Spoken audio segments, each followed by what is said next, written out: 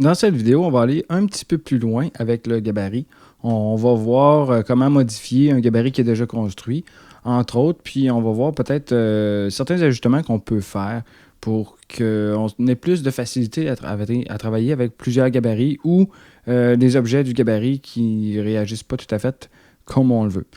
Première des choses, je vais supprimer les pages que j'ai faites dans la vidéo précédente parce que je veux revenir sur un détail important qui était les pages qui ont descendu par elles-mêmes jusqu'en bas. Il s'agit là d'une préférence du logiciel d'abord et aussi du lien chaîné qu'on a créé avec notre gabarit au départ. Mais la première des choses, ça va être de supprimer ça pour aller voir justement cette fameuse réaction-là. Donc, je supprime avec la petite poubelle. OK. Puis là, ben même en les supprimant, mes pages se sont toutes recréées toutes seules. Là, je me dis, voyons, comment je peux faire pour supprimer des pages? On a vu qu'en créant un deuxième gabarit, il fallait rebâtir des pages. Peut-être que ça serait plus approprié de construire les pages directement dans le bon gabarit. Il y a des fois où on peut le faire.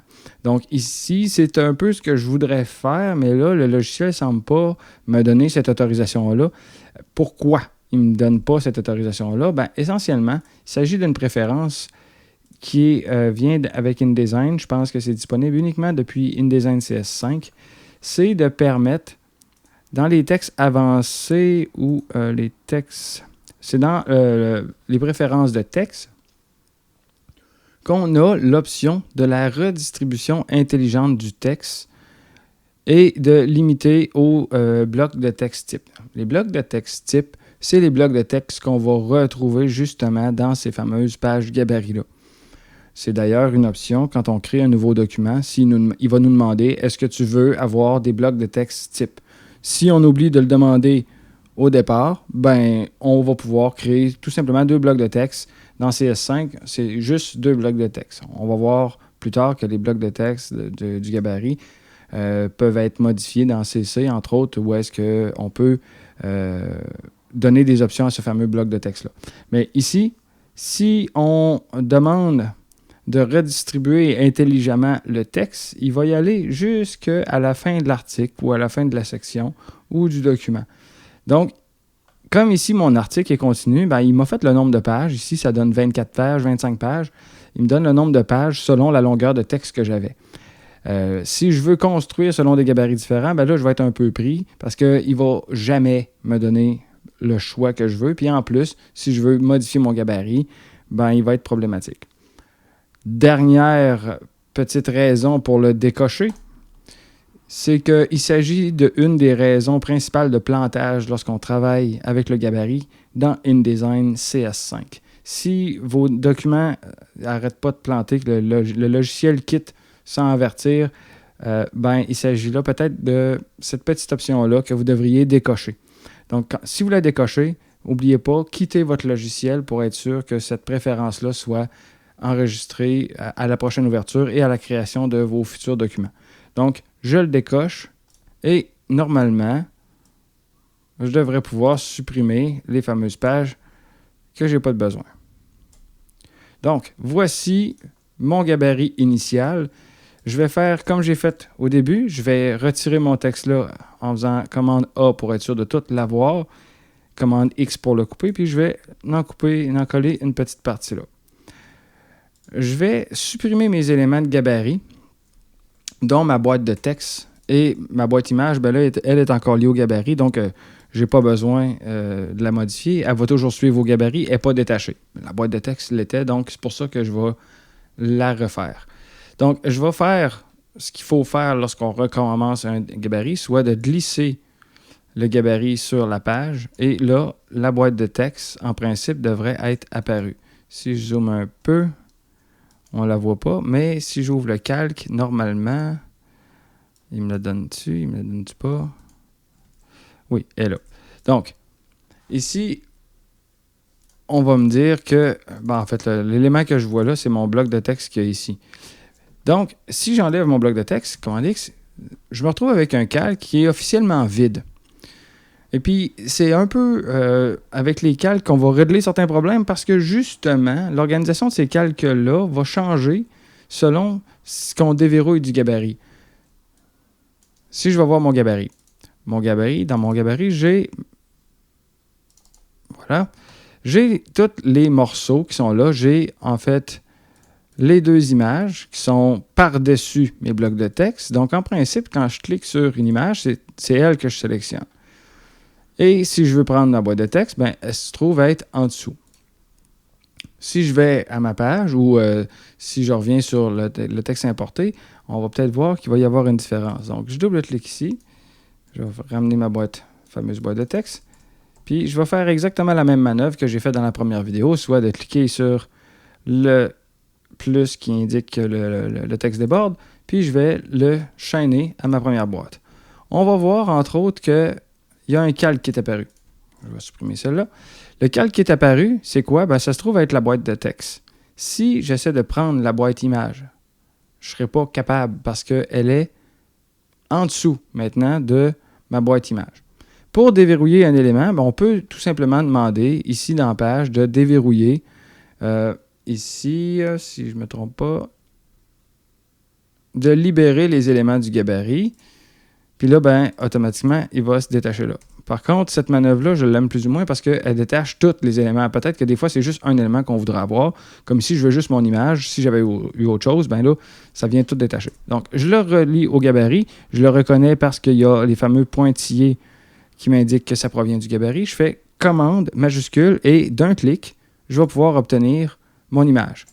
Et là, je vais me rendre compte que peut-être que mon image est plus au-dessus de mon texte. Ça n'a pas suivi l'ordre qui était donné dans mon gabarit. Et il s'agit là souvent d'un problème qu'on ne sait pas tout le temps pourquoi il vient là. Souvent, quand on a des éléments graphiques, c'est le genre de problème qui apparaît. Imaginez que vous positionnez des objets qui passent par-dessus, d'autres par en dessous, et puis là, quand vous déverrouillez une image, oups, ça disparaît. On va fabriquer un exemple justement pour expliquer le contexte. Si je reviens en arrière ici, donc je reviens à ma page gabarit. Voilà, là mon texte est importé. Voilà, je vais aller modifier mon gabarit. Je vais me fabriquer un magnifique truc en coin. Exemple, on va l'envoyer dans le fond perdu pour faire une belle job.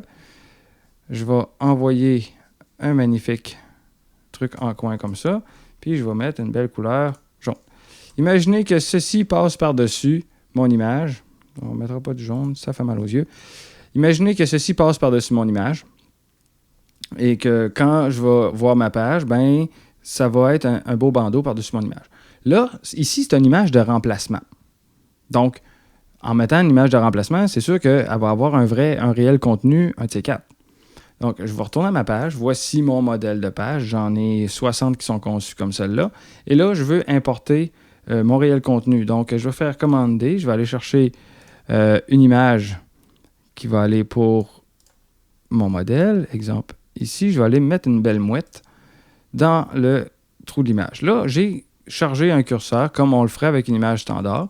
Puis ici, je viens cliquer sur la boîte image, mais je ne serai pas capable d'aller la chercher.